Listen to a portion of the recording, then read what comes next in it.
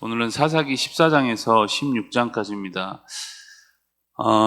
이 나시린으로 부름받은 이 삼손에 대한 성경의 첫 번째 이야기는 1절에 보면 그가 이 블레셋 사람의 딸들 중에서 한 여자를 보았다라는 말로 시작이 됩니다. 그가 얼마나 육체적인 사람이었는지를 보여주는 그런 소개가 될 수 있겠죠. 삼손은 이 블레셋 여인을 아내로 삼으려고 합니다. 그러나 그의 부모가 그 일을 허락할 수 없었던 것입니다.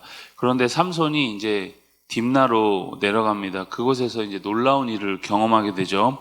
6절에 보면 하나님의 영이 삼손에게 강하게 임합니다.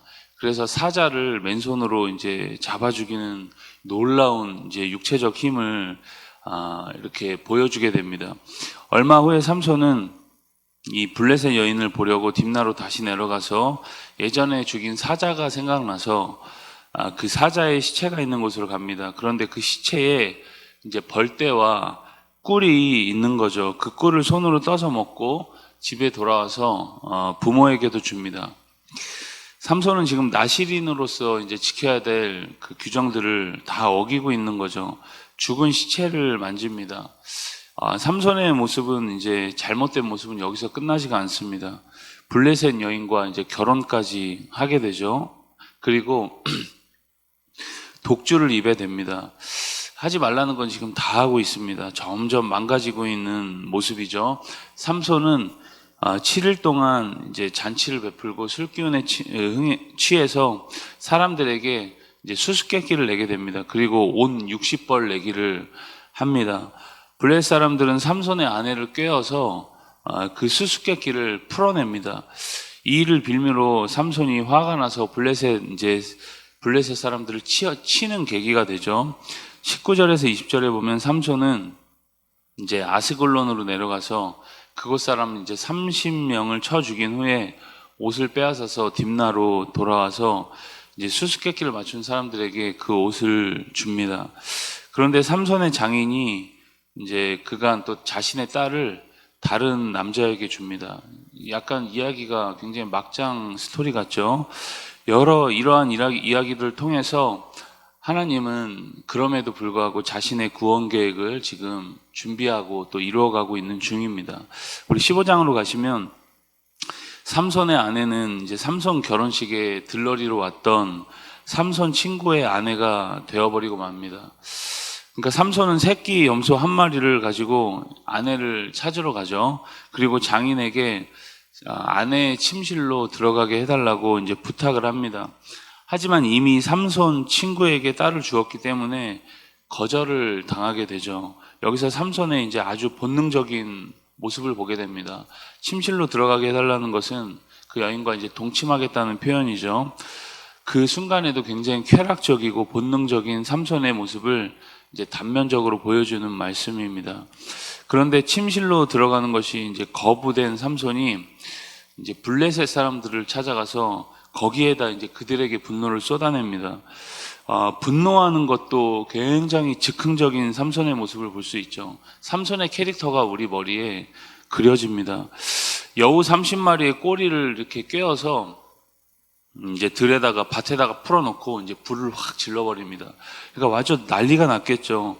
자신의 잘못은 돌아보지 않고 이제 화가 나면 화가 나는 대로 육체적 본능이 이제 오면 그 본능대로 움직이는 삼손의 모습을 볼 수 있습니다. 6절에 보면 결국 이 일로 이제 그의 장인이나 딸이 다 죽어버립니다. 비참한 결말이죠. 삼손은 멈추지 않고 계속 달립니다. 블레셋 사람들을 닥치는 대로 마구 쳐 죽이기 시작합니다.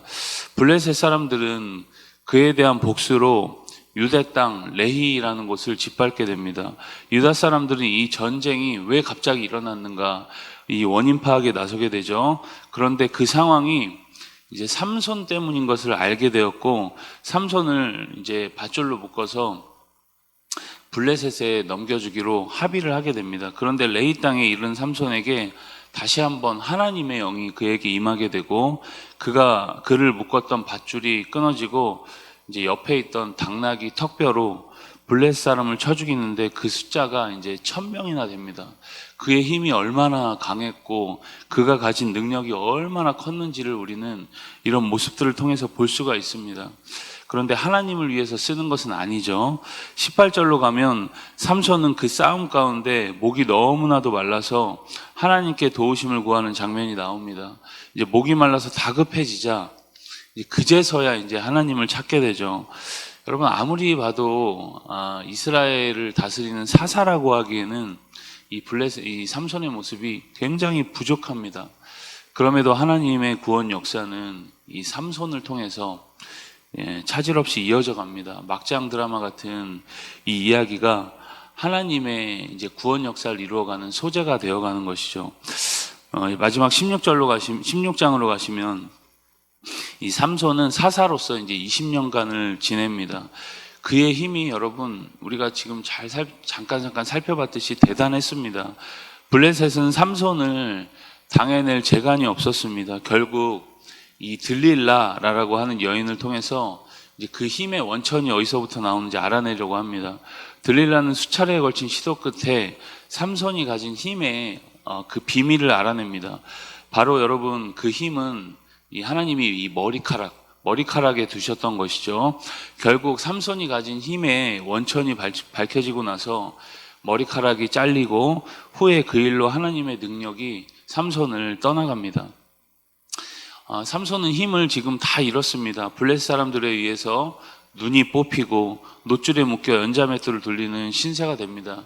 결국 여러분 비극적 결말을 삼손이 맞이하는 것처럼 보이죠.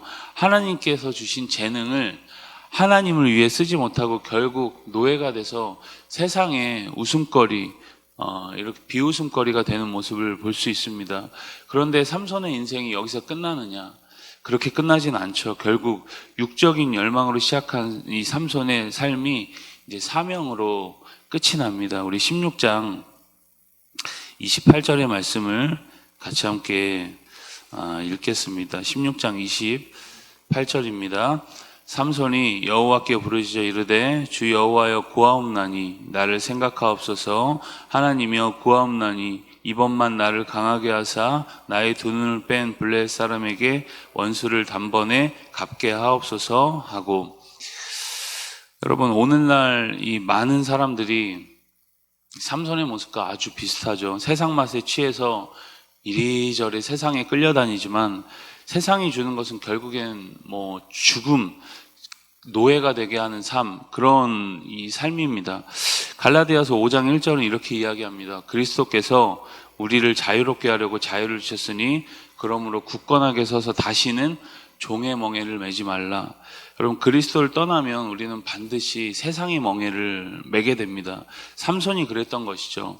하나님께서는 이런 삼손조차도 결국 우리가 방금 읽었던 말씀처럼 회개의 자리로 결국은 이끌어내십니다. 아마 좀 일찍 더 회개했다라면 얼마나 좋았을까요? 그럼에도 삼손은 자기 과거에 대해서 철저히 회개하고 마지막 사명을 감당하고 죽습니다. 주 여호와여 구하옵나니 이번만 나로 강하게 하사 원수를 단번에 갚게 하옵소서.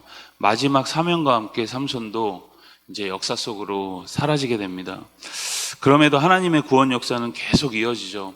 오늘 우리가 삼손을 보면서 우리의 삶을 성찰하고 또한 하나님의 구원 역사를 우리가 나의 뜻이 아니라 하나님의 뜻으로 이루어져감을 우리가 바라보면서 우리가 믿음으로 하나님을 바라보는 오늘이 다 될 수 있길 주님의 이름으로 축복합니다. 사사기 14장에서 16장의 말씀을 경청합니다. 주의 말씀은 내 발의 등이요 내 길의 빛이니이다.